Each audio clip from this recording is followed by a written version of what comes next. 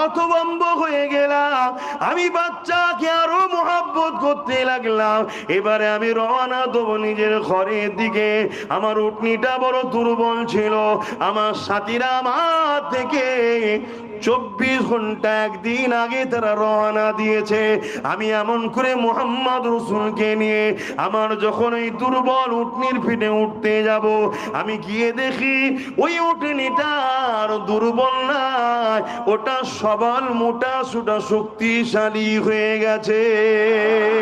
এ যুবকেরা, আল্লাহ নবীকে নিয়ে যখন ওই সওয়ারির উপরে উঠলো, ওই উটনিটা সঙ্গে সঙ্গে জমিনের দিকে 3 বার মাথা নত করেছে, কিতাবনা লিখছে।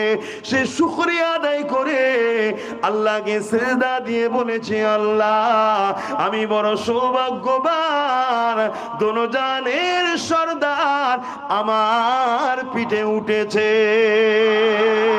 এ উম্মতে মুহাম্মাদি, তোমরাও শুকরিয়া আদায় করো, আল্লাহর গর্ব করো, শুকরিয়া আদায় করো যে আল্লাহ আমাদেরকে আখরি নবীর উম্মত করেছে এবং নবীর মিলাদে এসে বসা নসিব করেছে। প্রচুর মানুষ রয়েছে যাদের নসিবে নবীর মিলাদে বসা নসিব হয় না, আর বিরোধী করে করে করে করে জিন্দেগি কাটিয়ে দেয়। আল্লাহ সেই থেকে দূরে রেখে তোমাকে নবীর মিলাদে বসতে দিয়েছে। আল্লাহ তোমাকে নবীর উম্মত করে ইমানদার করে বানিয়েছে। আল্লাহ তোমাকে নবীর পক্ষে রেখেছে। আল্লাহ এর শুকরিয়া আদায় করে কখনো শেষ করতে পারবে না। এইবারে আম্মা হালিমা ওই উটনির পিছনে রওনা দিতে লাগলো। সাথীরা একদিন আগে রওনা দিয়েছে, সবাইকে পিছনে ফেলে দুদুমা হালিমা আগে আগে যখন যেতে লেগেছে, তারা সবাই বলতে লেগেছে, হালিমা রে, তুমি কি তোমার সওয়ারিটাকে চেঞ্জ করেছো নাকি? তোমার একই অবস্থা, তোমার উটনি তো বড় দুর্বল ছিল, এত সবান শক্তিশালী কোথা থেকে পেলে? তুমি কি তোমার উটটাকে চেঞ্জ করেছো নাকি? সওয়ারি যার উপরে চেপে যাওয়া হয়, এটাকে চেঞ্জ করেছো নাকি? আম্মা হালিমা বলেছিলেন, সওয়ারি চেঞ্জ করিনি, সবার নতুন এসে বসেছে। এ যুবকেরা, তরুণেরা, আম্মা দুদুমা হালিমা বলে, আমি যখন ঘরে প্রবেশ করলাম, আমার ঘরের মধ্যে একটা কুয়া ছিল, যে কুয়াটা শুকনো ছিল, পানি ছিল না। ওই সময় এমনি তো পানি কম এলাকা, খরার এলাকা, পানি পাথর এলাকা কম পাওয়া যায়, তাই এমন করে আমার এলাকায় পানির বড় অভাব দেখা দিয়েছিল।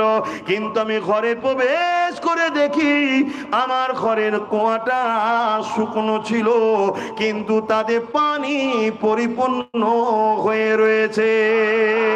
যারা আমাকে ক্রিটিসাইজ করতো, অবহেলা করতো গরিব বলে, আজ সেই ঘরের মানুষেরাই আমি হালিমা দরের গোড়ায় এসে দাঁড়িয়ে আছে পানি লিবার জন্যে। কেননা হালিমা জানে না, দোনোজানের সুলতান যখন তোমার ঘরে, কুল কায়নাত তো তোমার দরে এসেই দাঁড়াবে। না, সারা জীবনের প্রতিটা সেকেন্ড খাওয়া দাওয়া কাজ কাম ছেড়ে দিও, যদি মুহাম্মদ রাসূলের মিলাদের আলোচনা করি, তথাপিও আমার নবী পাকের আলোচনাও শেষ করতে পারবো না। আল্লাহর শুকরিয়া আদায় করো, শেষ করা যাবে না। আমার নবী এত বড় নিয়ামত। আহা, আম্মা জান আমেনা বলতে লেগেছে, আমার বাচ্চাকে আমি আর দেখতে পাচ্ছি না, গায়েব হয়ে গেল। কিছুক্ষণ পরে আবার সেই কুয়াশা কেটে গেল, আমি আমার বাচ্চাকে আমার কোলেই ফিরে পেলাম, তাকে দেখতে লাগলাম। আমি আমার বাচ্চাকে আদর করতে লাগলাম, চুমা দিতে লাগলাম। এবং রাসূল পাক সাল্লাল্লাহু আলাইহি সাল্লামের চাচা এমন করে তিনি বলতে লেগেছেন যে আমার রাসূল পাক হযরতে আমার নবী পাক সাল্লাল্লাহু আলাইহি সাল্লামকে সন্ধ্যা যেই হয়ে গেল, দিন শেষে সন্ধ্যা যেই হয়ে গেল, আমি আমার নবী পাক সাল্লাল্লাহু আলাইহি সাল্লামকে খোলা আকাশের নিচে একটা দুলনাতে শুইয়ে দিলাম। খোলা আকাশে আবু তালেব হুজুর বলছেন শুইয়ে দিলাম, আর আমি দেখতে পেলাম আকাশের চাঁদ এত দ্রুত নেমে আসছে। আমি ভাবলাম হয়তো চাঁদটা আমার ভাইপো ভাতিজা মোহাম্মদ সাল্লামের উপরে হয়তো পড়ে যাবে।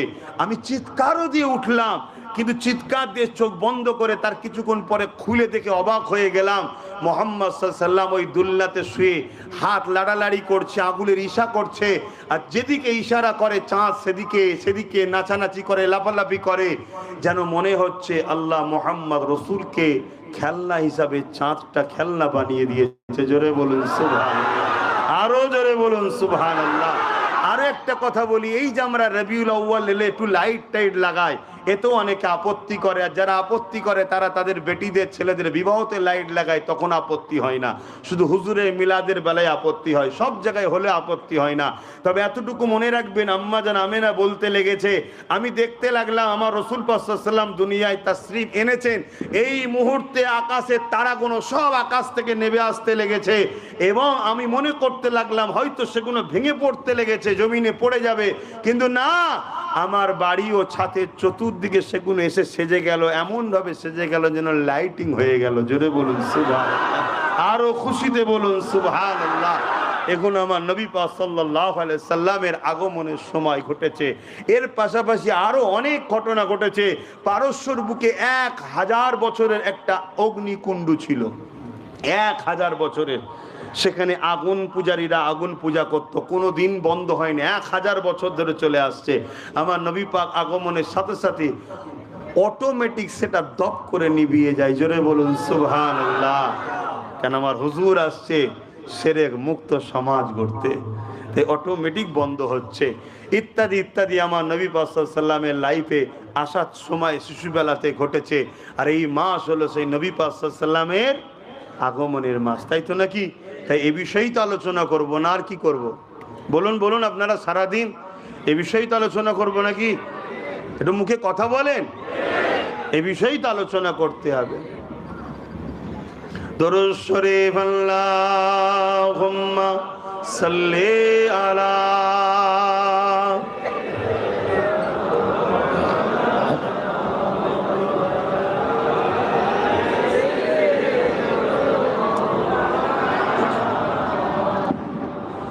ए चाँद रबीउल अव्वल का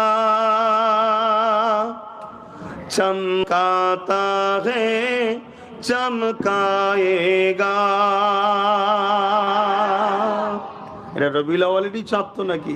হ্যাঁ, দুনিয়া যতই চেষ্টা করো এ চাঁদ আসবে, চমকাবে। জোরে বলুন সুবহানাল্লাহ। ए चाँद रबीउल अव्वल का चमकाता है चमकाएगा। ईमान अकीदत का जलवा दिखलाता है दिखलाएगा। ये चाँद रबीउल अव्वल का चमकाता है चमकाएगा। एक परचम अर्श के ऊपर है, एक काबा पर, एक अक्सा पर। एक परचम अर्श के ऊपर है, एक काबा पर, एक अक्सा पर। जिब्रील के हाथों में परचम लहराता है लहराएगा। ये चाँद रबीउल अव्वल का चमकाता है चमकाएगा। ए सुन्नी के पहचान भी है और सीने में अरमान भी है। दीवाना नबी के दुश्मन से टकराता है टकराएगा। ये चाँद रबीउल अव्वल का चमकाता है चमकाएगा। अल्लाहुम्मा सल्ले अला।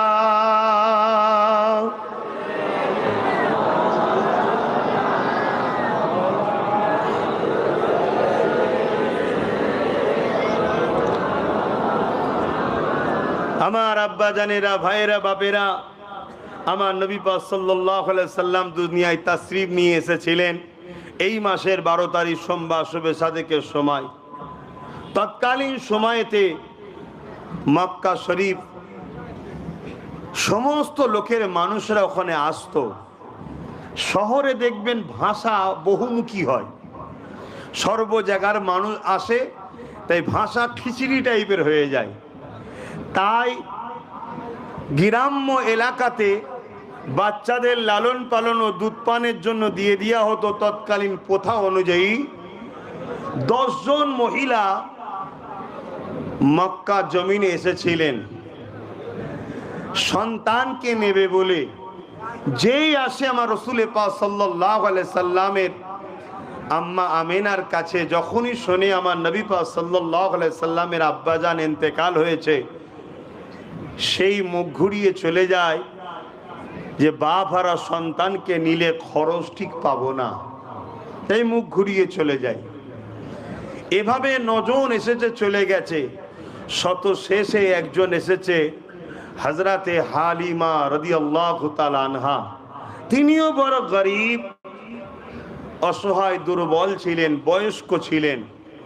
তিনি আম্মা আমিনার কাছে যখন আসলেন, যখন শুনলেন যে আমার নবী পাক সাল্লাল্লাহু আলাইহি সাল্লামের আব্বাজান ইন্তেকাল হয়েছে, তখন তিনিও নিতে ইচ্ছা প্রকাশ করলেন। কিন্তু তিনার স্বামী বললেন, খালিয়াতে ফিরে যাওয়ার থেকে মোহাম্মদ রসুলকেই নিয়ে নাও, মোহাম্মদ সাল্লাল্লাহু আলাইহি সাল্লামকে নিয়ে নাও, হতে পারে আল্লাহ বাচ্চার বরকতে আমাদের কিসমত চমকে দেবে। জোরে বলুন সুবহানাল্লাহ। এখানে আরো একটা কথা শোনাই। আমার নবী পাক সাল্লাল্লাহু আলাইহি সাল্লাম যেদিন এসেছিলেন, যে বছরে এসেছিলেন, ওই বছরে পুরো পৃথিবীতে প্রত্যেকটা মায়ের যে সন্তান হয়েছিল, সেই সন্তান আল্লাহ বেটা সন্তান দিয়েছিলেন। জোরে বলুন সুবহানাল্লাহ। এটা আমার নবীর বরকতে আল্লাহ প্রতিটা ঘরে পুত্র সন্তান দিয়েছিলেন। আমার রাসূল পাক সাল্লাল্লাহু আলাইহি সাল্লামকে দুধমা হালিমা যখন কোলে নিলেন, তিনি নিজে বলতে লেগেছেন, আমি বড় গরিব, খাওয়া দাওয়া ঠিক ছিল না, তাই আমার স্তনে দুধ ছিল না। কিন্তু মুহাম্মদ রসুলকে যখনই কোলে নিলাম, সঙ্গে সঙ্গে আমার দুটো স্তন দুধে পরিপূর্ণ হয়ে গেল। জোরে বলুন সুবহানাল্লাহ। আমার একটা নিজের সন্তানও ছিল, তাকেও আমি দুধ পান করাতাম। এটা দেখে আমি বুঝতে পারলাম যে বরকত এই বাচ্চার থেকেই হচ্ছে। আমার রাসূল পাক সাল্লাল্লাহু আলাইহি সাল্লামকে দুধ পান করালেন। একদিকের স্তন, ডান দিকের স্তনটা পান করিয়ে যখন বাঁদিকেরটা পান করাতে চাইলেন, আমার রাসূল পাক সাল্লাল্লাহু আলাইহি সাল্লাম তখন পান করতে চাইছে না।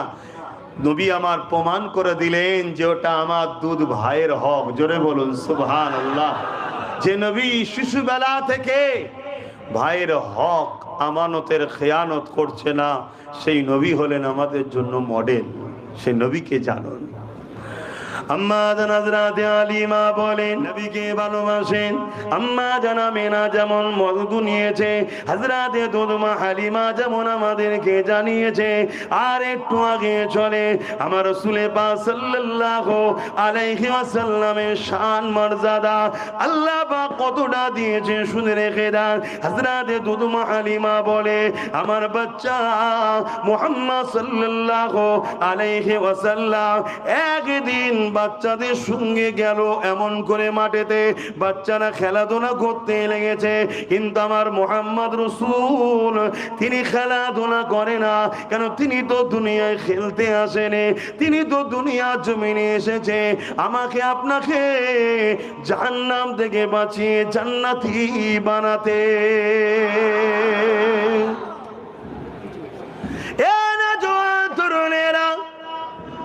আল্লাহ নবীর দুধ ভাই হযরত আম্মা হালিমা হুজুরের সন্তান ঘরে ছুটে এসে আপিয়ে আপিয়ে মাকে বলে, মা আমার এই কুরাইশ ভাইকে কে যেন মেরে ফেলতে লেগেছে, তার বুককে পুরো চিরে ফেলেছে। হযরত জিবরাইল আলাইহিস সালামকে পাঠিয়ে দিয়ে আমার নবী পাককে চাতারের ওপরে শুইয়ে পুরো চিবুককে চিরে দিয়ে ভেতরে দিল অংশগুলোকে বার করে জান্নাতি পানি দ্বারা ধৌত করে আর সেটাকে আবার ভেতরে দিয়ে সেলাই করে দেয়। এই ওপেন হার্ট সার্জারি যে এখানে হতে লেগেছে, ওই সার্জারি এটা তো সেইখান থেকে ফলো করে দুনিয়া যে পেয়েছে। এ যুবকেরা, তরুণেরা, দুদুমা হালিমা বলে আমি ছুটে এলাম, দেখতে লাগলাম কেউ কোথায় নেই, মুহাম্মদ রসুল বসে রয়েছে, কিন্তু বড় চিন্তার মধ্যে যেন রয়েছে। এ যুবকেরা, আমি মুহাম্মদ রসুলকে জিজ্ঞাসা করলাম, বাবা তোমার কি হয়েছে? মুহাম্মদ রসুল বলতে লাগলেন, আমি আমার উম্মতের নাজাতের চিন্তায় রয়েছি। আরো জোরে বলুন সুবহান।